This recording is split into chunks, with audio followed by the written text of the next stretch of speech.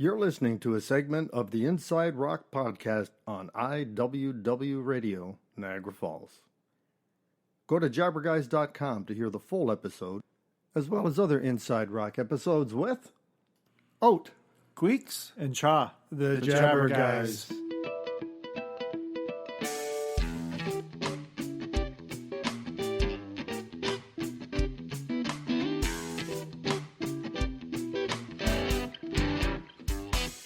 Welcome back to another episode of Inside Rock. On this episode, we're going to be talking about memorable moments from the 70s, Part 2. Right, like in part 1, we talked about 1970, 1974.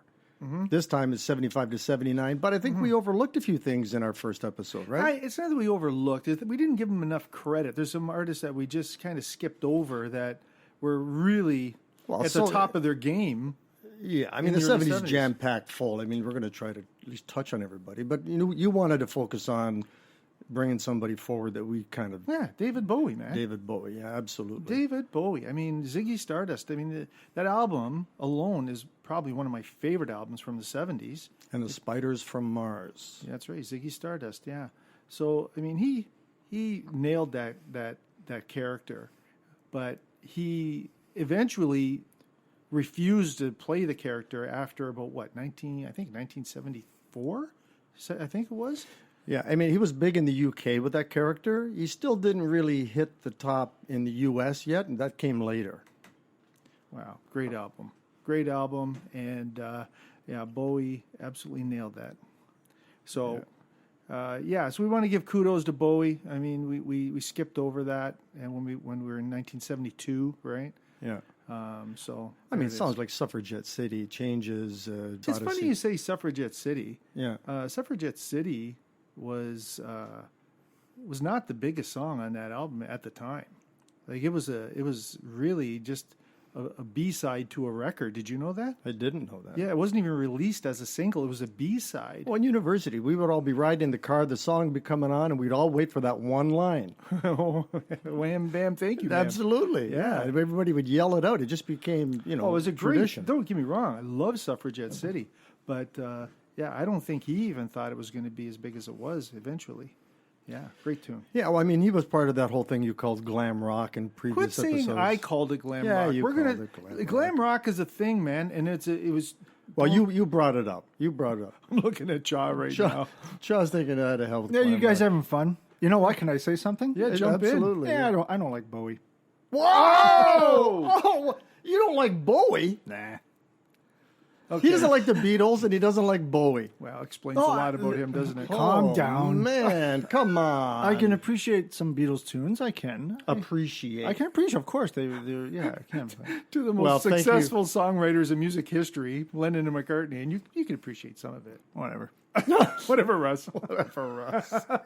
Oh, man. I can't believe. Good thing, I don't know. You're my brother. I'd have to disown you. Okay, so that brings us to 1975 when Bowie's Young Americans album became very popular in the United States. Yeah, did you know that the song Fame on that, he wrote with John Lennon? I did know that. Well, there you go. I did know that, but I didn't know that. Thanks, though, for bringing that back up again. Yeah, so that song and that album were Bowie's first massive hits in the United States. Yeah, 75 was a good year. Do you want to get off of Bowie for a minute? Yeah, we've done enough of Bowie. Yeah, we've done enough of Bowie. I mean, shut up, Cha. Anti-Bowie guy. Zeppelin, the year before, in 1974, launched their new label, Swan Song Records. Remember? Yes. Yeah, I think we talked about that. We did. And in 1975, they come out with the double album, Physical Graffiti. That was a huge album on that label. And great. I mean, whenever an album comes out as a double, when a band releases a double album, it always blows my mind. Like, that's a lot of material. A lot of bands struggle to release an album and get an album put together, and they do a double, and it was huge. It was a great album. You know who else was huge in 1975? Bruce. Of course, Born to Run, man. Bruce Springsteen. He was on the cover of Time and Newsweek. Yeah, at the same time. Yeah, he was huge. Great album. You know what my favorite Bruce album is? It'll come up later in the 70s. Maybe we should wait. Yeah, we'll get to it. Born to Run. No, that was not. It's a great album. Don't get me wrong, it's a great album, but that's not my favorite album. Thunder Road. Thunder off of Born to Run, yeah. But no, we'll get to it. I'll mention it later. All right. Well, I mean, we were going to do a podcast dedicated to this next thing I'm going to say, but in the 70s, this came out of nowhere. Disco. That's right. Disco, baby. Disco's great. Just went. Wait a minute. Secca. You love disco, It but is you don't good. like the Beatles. You don't like Bowie. God, you're taking it to extremes. I said there's a lot of good Beatles tunes. Did I ever own a Beatle album in my life? No. How many disco albums? Did you few. wear like the white suit and go to the discos and do like the pointing in the air with the toe tapping and all that stuff? Did you do that? That's rhetorical, right? No. Yes. No. I Yes, did not. it is. As far as I'm concerned. No, I did not do that. As far as I'm concerned, it's rhetorical. Right. Yeah. Well, anyway. Actually, to this day, Yeah. one of my playlists I listen to quite often is the disco playlist. Okay, so give me some songs you like. Oh, why was he giving us a hard time before about disco? I wasn't. Yeah, you were. You're the one that No, has this don't say you were. preconceived notion. Oh, I don't have a problem with disco. I don't. really? Yeah, it's great. Okay, good. I don't know this guy. Okay, so yeah, I know he's an amazement. He's an enigma. Yeah. So, what are some of the songs you like? Put me on the spot. Well, come on. About disco? Yeah. I mean, the Bee Gees were huge because of Saturday Night Fever. We're jumping ahead. But that's coming up. Yeah, but I mean, the other ones like "I Will Survive," Gloria Gaynor, and Funky Town. "La Freak" by Chic. Funky Right? Town. That's Lips. Was it Lips? Lips Inc. Lips Inc. Yeah. And then Donna Summer, "Love to Love You, Baby." Yeah.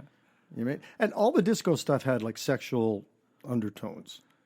More like overtones. Well, yeah, I guess it was pretty overt. I think wasn't it Donna Summers? They banned it in certain Well, because she Markets. was simulating orgasms during the song and doing it quite What? well, as a matter of fact. Yeah, yeah. Yeah.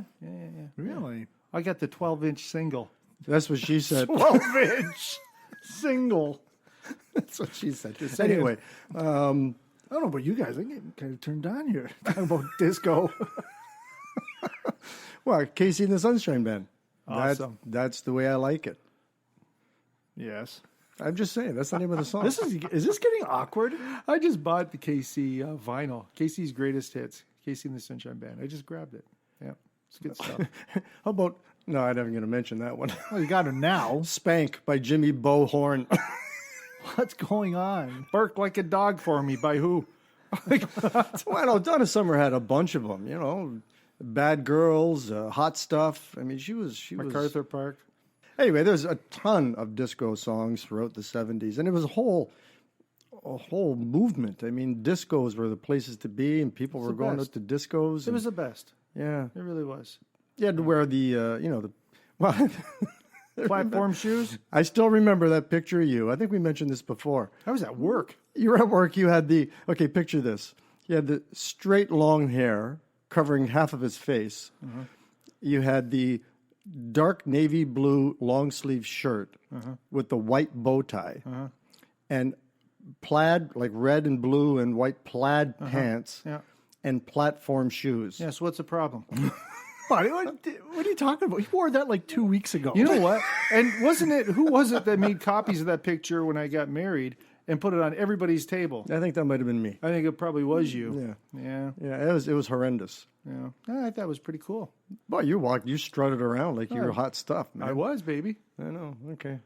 Looking for some hot stuff. All right. So yeah, the disco was all the rage. We in the could do 70s. listen, we should dedicate a show to disco. Hey, by the way, you know what? I distinctly remember back then during the disco era, Yes. you didn't like disco and I did. Oh, whatever, man. You're full of crap. You never did like disco back then. You didn't. Okay. You didn't. You know what? What we're going to agree to disagree. However, I was a rock and roll guy. It's possible. I'm not going to say you're absolutely wrong. I love disco. I got a ton of disco records. Because you learned It's just to fun music appreciate to it. listen to. You learn to appreciate Now, it, at the like I time- appreciate the Beatles. Yeah, now. good point there, Chuck. My mind could maybe be playing tricks on me. Maybe Cha's right because he does remember. No, you remember a lot about my habits with listening to music and whatnot. So I'm not going to say you're wrong, but let's just say that I've come to love disco. There we go. Yeah, We'll end it there. I'll go with that. Yeah, but I was a rock and roll guy. Foghat, me too. Stones. Yeah, yeah. That's always me. But Yeah. anyway, Okay, so before we leave 75, we got to mention another band. Well, we have to. Well, there's a whole bunch of them, but they throughout the last part of the 70s, but Fleetwood Mac. Well, Fleetwood Mac, that was the first... I'm not a big fan. Oh, my God. Oh, man. You know what I love about... I love that you brought that up, because my favorite album is Fleetwood Mac. It's their 10th studio album, just self-titled, with the new lineup with Lindsey Buckingham and Stevie Nicks joining the band. And that's when Bob Welsh left, right? To go solo. But everybody remembers Rumors from 77 as being, the best Fleetwood Mac album. Oh, that's the one I remember, Rumors. Well, yeah. I mean, it's one of the best-selling albums of all time. But that self-titled one from 75 is still my favorite. I love that album. Do you have it on vinyl? Absolutely, I do. Huh. Yeah, absolutely, I do. Hey, have you ever seen? Well, of course you have. You have, but have you ever seen videos of Fleetwood Mac, like playing music, whether it be in a concert or music video, whatever? Have you ever seen the drummer, Mick? Have you seen him? Mick Fleetwood? He's awesome. He's got the wildest drumming face I've ever seen. He does. He does. Looks like he's having a stroke. He's one of my favorite drummers. I mean, John Bonham obviously is probably my favorite, but you better bring up somebody else. But Neil Peart, I know. All right. I know. We already talked about Peart. We know he's a legend. Okay. Well, hey, by the way, the Giz has already sent me a message saying when we do Rush, he wants in on that one. Yeah, Giz. Well, we could dedicate a show to Rush. No kidding. So we'll have to include the Giz back in that one when we talk about Rush. All right, Giz, if you're listening, pal, get ready because we'll be doing one. But anyway, so there you go. We're not jumping off of 75 until we talk about Nazareth. Nazareth, that's my favorite. I've always said that's my favorite album. Hair of the Dog? Of all time. Oh, yeah. Hair of the Dog is my favorite album. It is a great album. Yeah, that came out in 75. We don't have to harp a lot on it, but I just got to give them a call out because I love that album. They were going to name, you know what they wanted to name that? The Hair of the Dog, the title track. Do you know what the album was supposed to be called? Tell me. Son of a Bitch. Oh yeah, well they say that how many times? They do, yeah. But that's what they wanted to name the album, and the label wouldn't let them. They said, "No, you can't do that." Yeah, you can't. No, they would now. They would. Are you kidding? For sure, that's tame now. Yeah, no, it's true. But that's what it was supposed to be called. And there's a song on there. It's called "Guilty." It's a slower song, and it's written by none other than Randy Newman. Wrote that song. Randy Newman. Randy Newman. Short people. Short people. You got it, buddy. So, yeah, he wrote that song, and it's fantastic. It's a fantastic song. Okay. Do you know what the Hair of the Dog is short for? Like where it came from? Where? Hair of the dog that bit you. Is a drink. It's a drink. Yeah, an expression in English language, I guess, used to refer to alcohol that is consumed with the aim of lessening the effects of a hangover. Of course. Yeah, you didn't know that? I didn't know that. Really? Welcome to the podcast, Cha. Yeah. That's awesome. You learned something tonight. That's Yeah, awesome. so when you got a hangover, well, you could have used that last week. Was that the Screech night? Or No. That was just the half and half night. Oh my gosh! Yeah, the Hair of the Dog that bit you. Here, have another shot. There we go. Okay, very good. All right. So we're going to go on to 76 now. Well, Toys in the Attic came out in 75. You can't jump over that. Come on, man. Well, let's just do some quick call.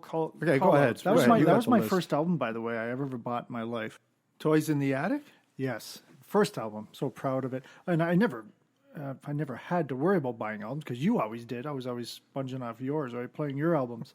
Just don't put any fingers on them. Oh, I knew. Grab them by the edges. I know. I knew right. that. But yeah, that was my first album. So go ahead. Continue. Nice. Another call out, 1975, One of These Nights by the Eagles. Oh, well, we're going to talk about the Eagles in 76, but yeah. Well, of course. Yeah. Well, that's just to mention, and one of the greatest live albums I had in my collection, this is prior to Frampton Comes Alive, Kiss Alive. Thanks for listening to this segment of the Inside Rock podcast. To hear the full episode, go to jabberguys.com and listen to our episodes with Oat, Queeks, and Cha, the Jabberguys. Remember to go to our website, jabberguys.com, to subscribe to our podcasts, Inside Rock and Weird and Wacky World.